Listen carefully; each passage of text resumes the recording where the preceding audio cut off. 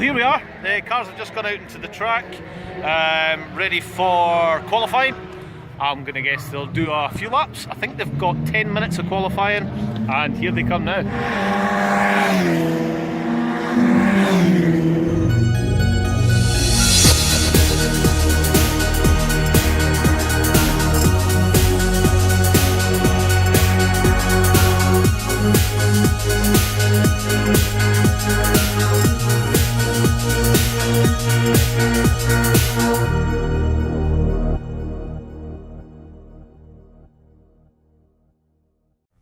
So how long do your tyres last?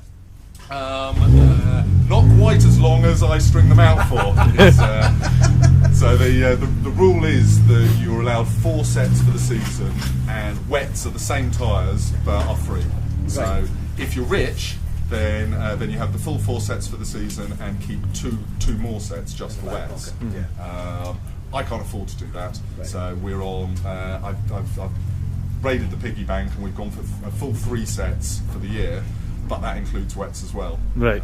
Okay. And then you basically just beg, borrow and steal old knackered ones to use for testing tyres. So yeah, this is motorsport on a budget.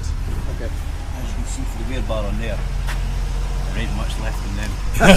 This is our They're actually relatively good for testing I tyres. was going to say, for like a Glaswegian minge bag, I'd get like at least 5 track days out I of it. think the rears out of that set are more fun. Right. But you can see how even on wets, they must be No, these really... are dries. Oh, they're the dries, I was going to say, because you can tell they go Those are my testers from yesterday, but they're very roughly the same softness as Toyo 888s. Right, okay. As a sort of equivalent road tyre.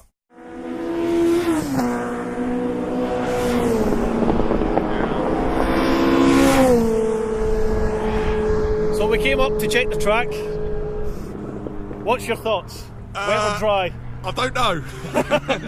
You've got about half an hour to decide. Well, not even. I've got about 5 minutes to decide. I think we'll have to leave it wet for the moment and hope there's another shower before we start. Fingers crossed we get a little more of a shower. That makes it definitive.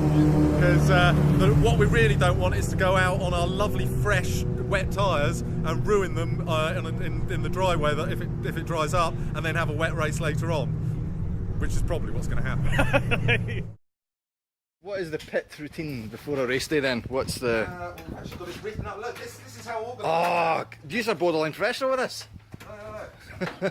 I mean, admittedly it is hidden under a whole bunch of other stuff, but there you go. There is the checklist.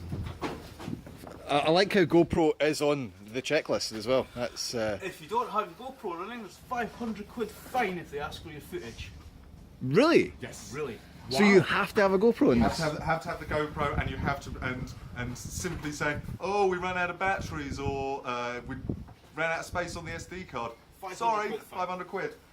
But so why? But why do they need the GoPro? For adjudication if there's an incident. Ah, right. Okay. So the rule okay. is that the GoPro has to show the track ahead and show your hands on the wheel. To show if you've shunted somebody up, right? Got you. Wow, that's Strict. yeah. So what race series is this though? This is Formula Ford. Formula Ford. Okay. The Scottish Championship. There is a national championship as well. Right. And once a year they all come up here and join us for a round. Cool. And at the end of the season, we all go down for there are two events: the Formula Ford Festival at Brands and the Walter Hayes Festival at Silverstone. So how far in the season are we then? This is the penultimate meet. Right. And how are you doing? Where am I? I think I'm about sixth in the championship that's at the not bad. moment. Yeah. I did have a win earlier. Feeling wins, yes. Right, well, if you cheat and get disqualified, you know,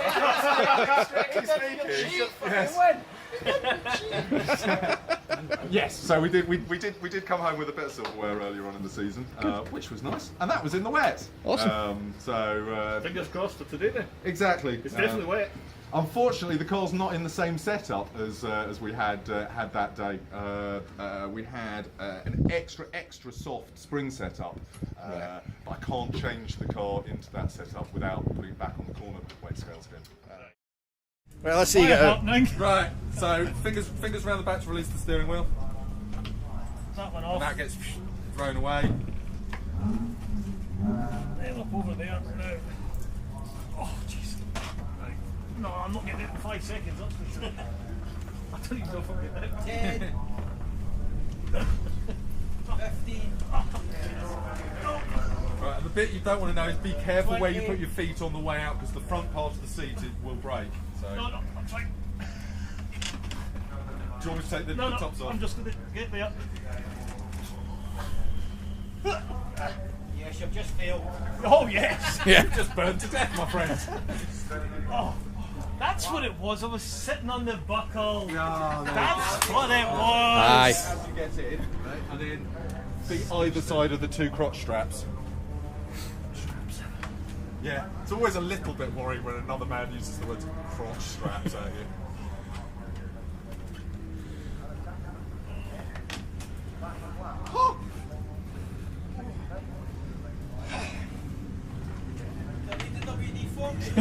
Need a crowbar? I was thinking at least a shoehorn or something. And the whale oil.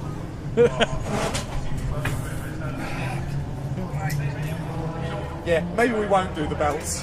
That would be dangerous. That's it. Oh yeah. Snug. You can't slide down any further. That's you're quite a long way from the position I'm not there. gonna lie, that is still restricting here. There's a bit. Yeah. There's a guy called Barry who my missus goes to the gym with, and it being one of those things of like, oh, there's a bloke down the gym, he's into cars too.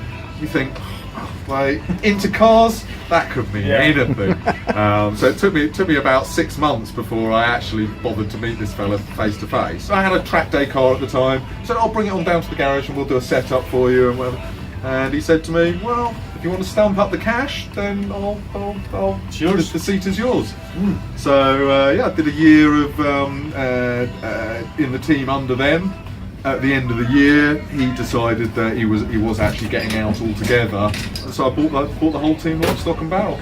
So the trailer, the car, all the specific tools and everything. And we actually still share garage space now. He did a year of historic Formula Ford racing as well. Right. Yeah. So this is your second car? Yeah, What this is the happened second to car. The first car is still in the garage, so, because I couldn't bring myself to break it.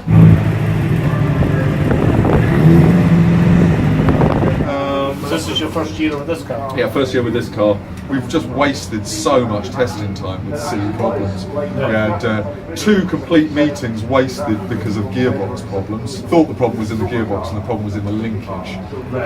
So we ruined 2 sets of internals in the process. We also misread the setup sheet and misunderstood what the recommended caster settings were. So I got those catastrophic wrong, wasted more time with that. But yeah, so we're just sort of starting to get to grips with it now, at the very end of the season. So yeah, never said I was going to be Lewis Hamilton, and we're having fun. So yeah, it's about as much as you can ask for. And I took my first ever win this year, so boring my grandchildren with that one day. I won that one race one time. Exactly. Yeah. Yes, Grandad, you've told us 100 times.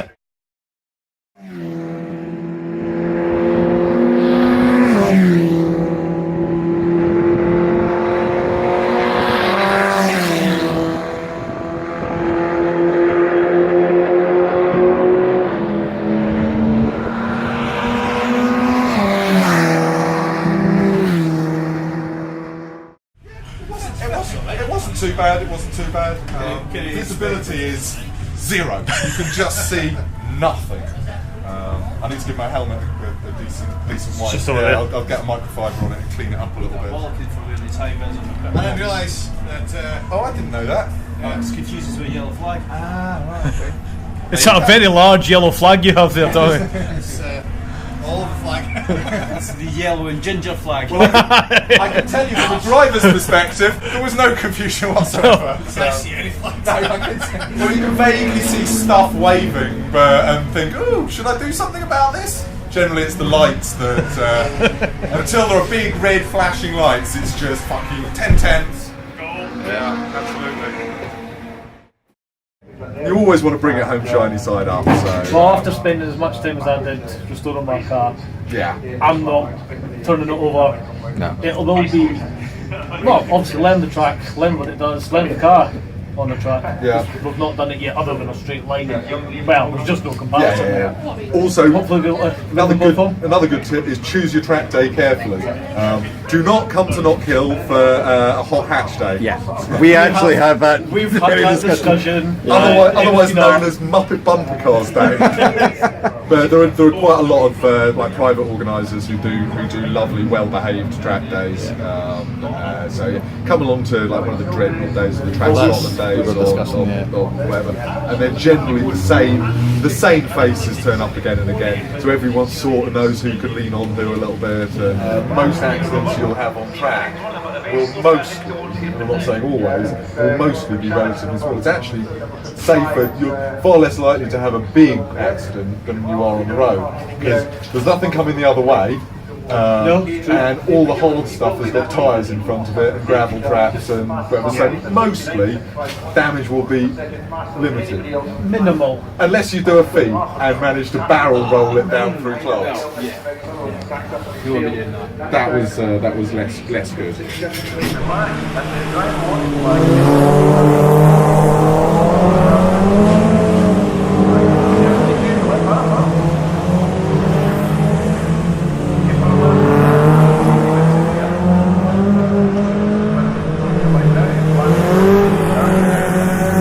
We're about to go and terrorise Knockhill first with 2 TVRs. Yes. As a man who's now a veteran of Knockhill, what would you tell us not to do? Don't turn up in 2 fuck TVRs.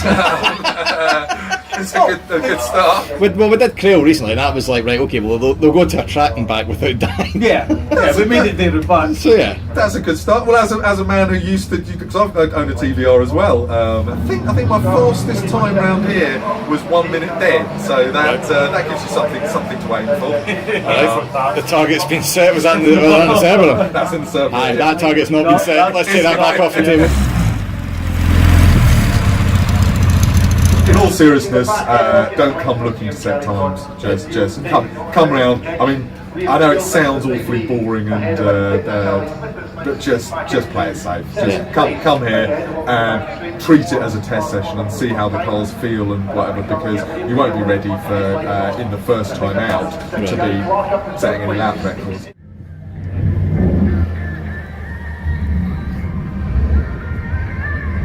Is there anything we should add before we do it? I mean, they're basically road cars. Is there anything? Yeah, well, obviously, just get all the shit out of them, as much anything that can be taken out, take out. Not just for saving weight, so it's not rattling around in there. Yeah. Make sure that they are mechanically sound, so don't risk an engine or anything. Make sure you've got lots of pad left and that all the fluid's good. Your normal checks. You probably, depending on what tyres you're running, you probably want to be like dropping your tyre pressures a fair bit, right? Because you'll put a lot of heat through the tyres and the pressures will go up.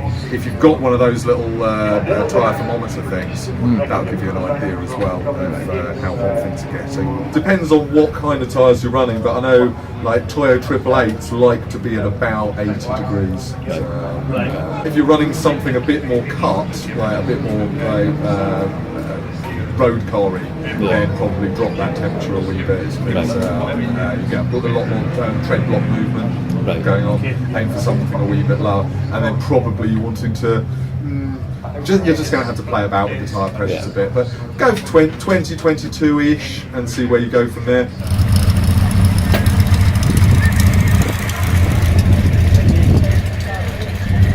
Make sure you've got lots of oil in there.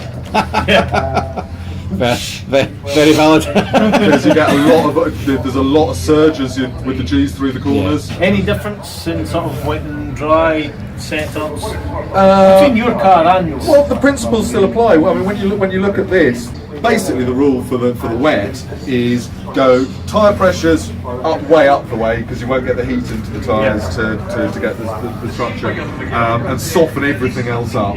You want the car to be able to roll an awful lot more in the wet. So I'm guessing with your TVRs, you'll be fine with the springs. If you're running anti-roll bars, then wind them off a little bit, or disconnect them altogether.